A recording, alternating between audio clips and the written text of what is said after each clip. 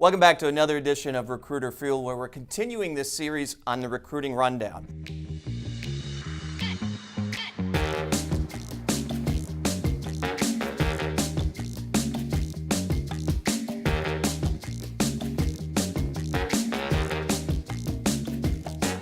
We're going to talk today about a subject that I think most people don't even want to talk about, but in the recruiting space as well as in everyday life, it becomes a big deal. And with me, I've got Andrew and Melissa.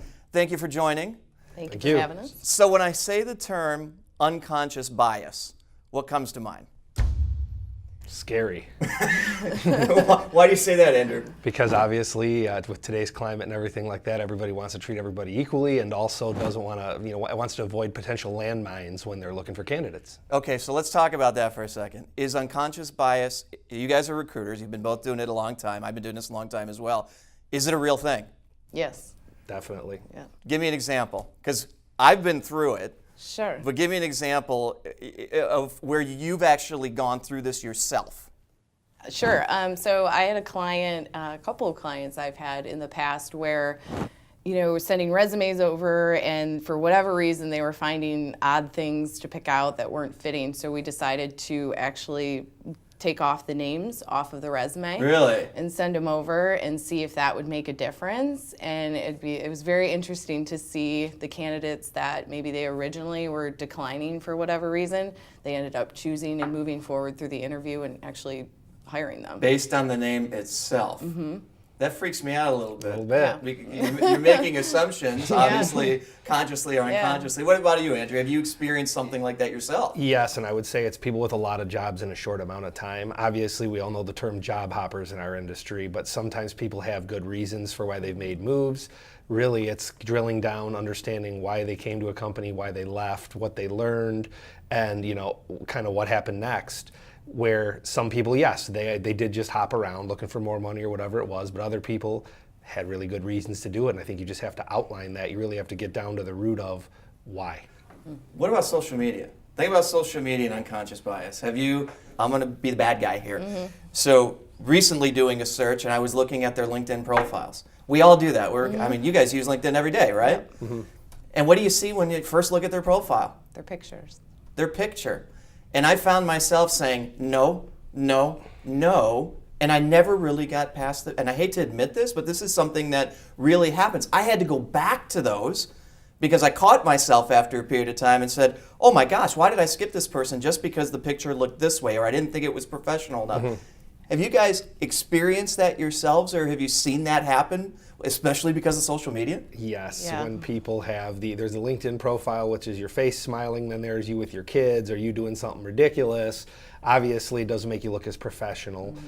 It's just tough. But that's your bias. That is my bias. Yes, you're right. That is exactly it. That is my bias. I would agree with that, though, because as a recruiter, you're looking at somebody's picture, and if it's not professional, your client is probably going to look at it at some point. That we're seeing where we may get through it, but then you send it over to the client, they're looking at the LinkedIn profile, and I won't say who, but we've had clients that have said, nah, I looked at their LinkedIn profile, and we've got to stop them because you're bordering on legal versus illegal and so forth. So all that being said, if you were to give a client or you were to give another recruiter advice on how to avoid unconscious bias, can you, and what advice would you give?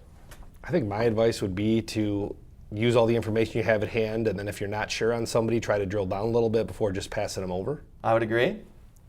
Yeah, I think if the experience is there that you're looking for to make the call and still figure out the why, like you said, before making that decision of that they wouldn't be a fit right off the bat versus, looking just at their resume or their LinkedIn profile.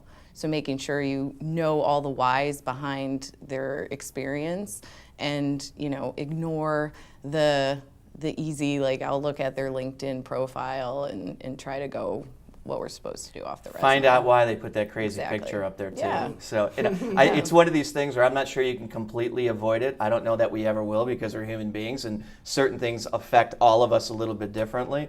But I agree with you. Drilling in a little bit deeper and figuring it out and giving them the benefit of the doubt by asking them the question. Mm-hmm. Somebody's been there for 20 years, making the assumption they'll never leave because they've been someplace for 20 years. Not true. It happens all day long. Mm-hmm. And as recruiters, we've got to understand that. So any last bits of parting advice?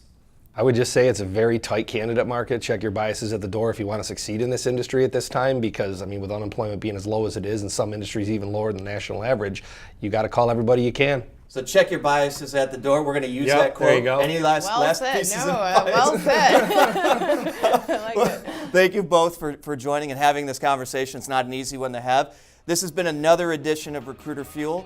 Make sure you come back next time. We're going to have a lot of great topics.